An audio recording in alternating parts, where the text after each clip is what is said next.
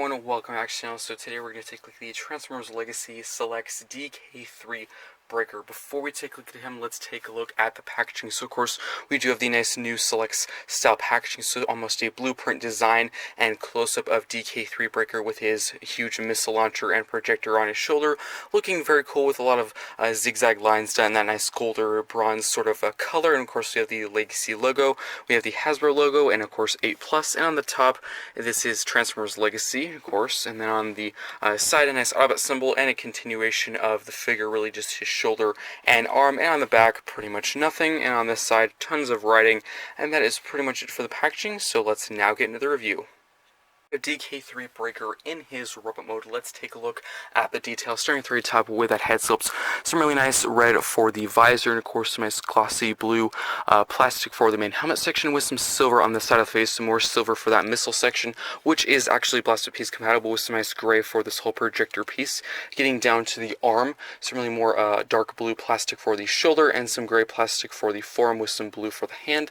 And down to the chest, of course, some nice tinted plastic for the windscreen, and then some really nice white and red for that big Autobot symbol there, looking very cool. And if you do go to the side, there's some more car bits kind of revealing in there. There's the whole wheel, which looks pretty good. And if you do go to the bottom section of the chest, you can actually see the entire front piece of the car, which is a pretty cool little detail you can see there. Of course, there's some tinted gray plastic for the front lights, and of course some nice silver for the whole grille section, and quite a bit of layering. There's actually a whole chain or wire, which looks pretty good and well sculpted. And if you do go to the back, there's all these little cool little sticker designs they put there. Of course, they're not actual stickers. I think they're just supposed to look like them. So there's several different colors. So there's some red, yellow, and orange, and of course there's some more up top on the other arm, and there's actually some on this whole panel piece, which is actually an accessory, which we'll get to in just a little bit after the articulation segment. And getting down to the lower part of the figure, some nice blue for the crotch and hips, and of course some more gray for the top of the knees, and some red for the knees themselves, and some more silver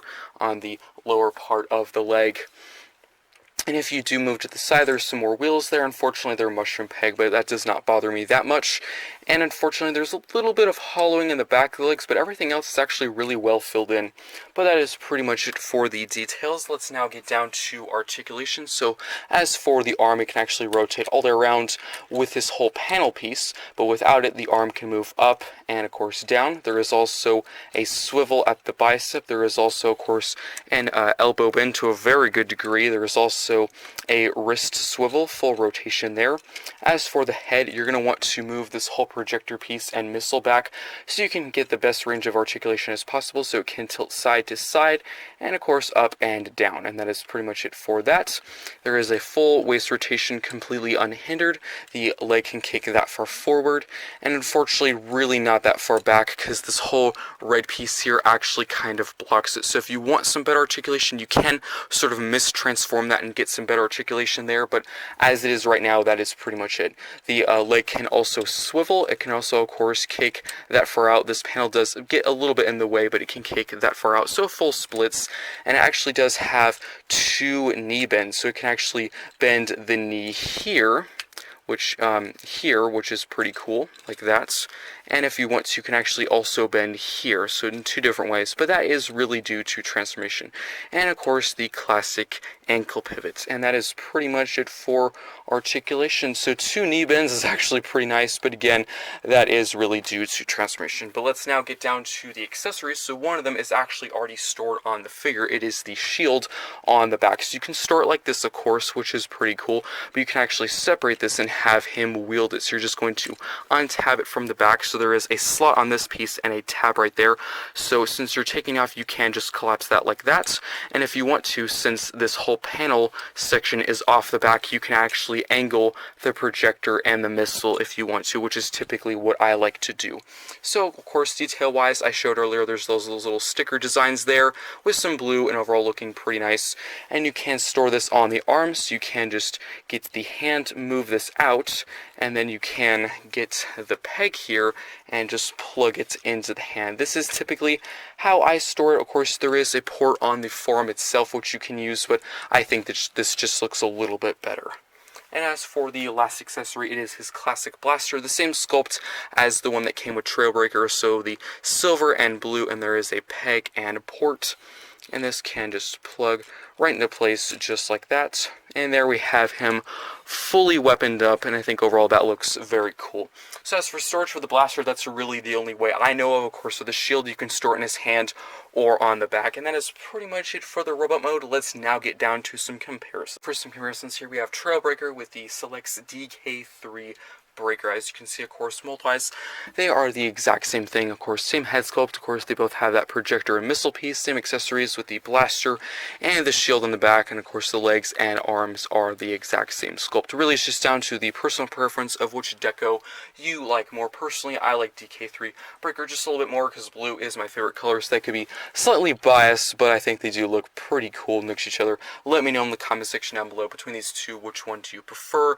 And unfortunately, both versions of these mold have that same problem with the articulation for the back of the leg, so it can kick pretty far forward, but if you actually try to kick it back, this whole red piece does block it. But if you do mistransform this piece, you can actually kick it further back. But what is kind of interesting is if you do have lift tickets or hoist, those their legs can actually kick a lot further back, so that is a little bit odd how they change between the slight different variations of this mold. But I will show that in just a sec whenever I bring out hoist and lift ticket. But again, between the two, they are the exact same thing, really just a major redeco. But let me just take Trailbreaker off to the side, and here he is with hoist.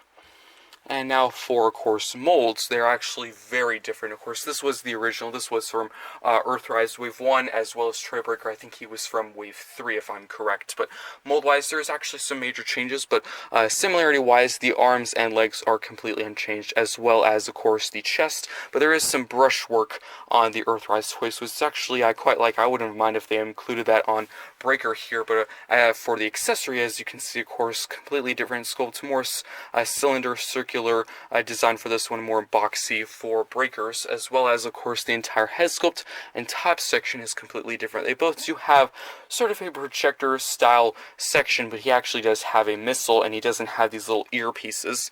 And if you do go and move to the back, he has an entire new accessory, the whole shield piece, when this one does not include that. So there is some major mold changes, and if you want to see, this version can actually kick all the way back when Trailbreaker can't. So that is kind of odd how they changed that whole section there. I'm wondering why they did that. That is a bit odd. But yeah, two pretty cool versions. Personally, my favorite of this version of this mold is Lift Ticket, and of course of the Trailbreaker one, this one is my favorite. But that is just my opinion. Let me just take hoist off to the side, and just quickly having lift ticket out. This is the other Selects version of this mold, the lift ticket, which was also from Legacy. We got this at the beginning of the year, which is a pretty cool figure in my opinion. I actually really do like the red and yellow deco. And again, all the same changes that I mentioned before with hoist with this one are, of course, with this one, because hoist and lift ticket are the exact same molds, but they do look pretty cool next to each other. So now let's bring out all four for one last glamour shot comparison. So let me bring out Trailbreaker. I'm going to have to scoot all of them down so I can fit everyone in. Here he is with hoist, which is the original version. Just scoot him down a little bit more. It's four figures, so you really got to cram him in there.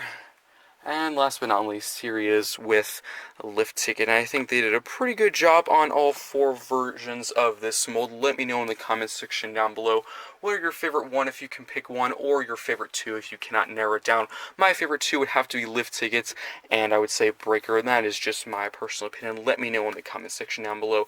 Let's now get down to transformation into the truck mode. So what you're going to do is get the arms. You can just move these up like that. Do the same, of course, with the other arm. And if you want to, you can actually leave the shield on the back. I'm just going to remove it because I think it makes it a little bit easier. And then what you can do is fold the missile and the whole projector piece back like that. You can then disconnect this whole piece here. So of course there is a tab there and there is a slot on this piece. You're just going to disconnect that. You can then hinge this down, fold the head back like that, and then of course now it will be nice and flush. And then you can move this whole truck piece out and up to of course have some more clearance. You can then fold up the legs. There is a tab and a slot on the inside of the back of the foot, so just tab that together like that.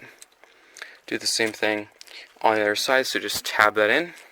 and then you're going to use this whole hinge, and that will just tab into this piece right there. So just tab that in, nice and good, and then you can get this whole arm piece, hinge this down like that.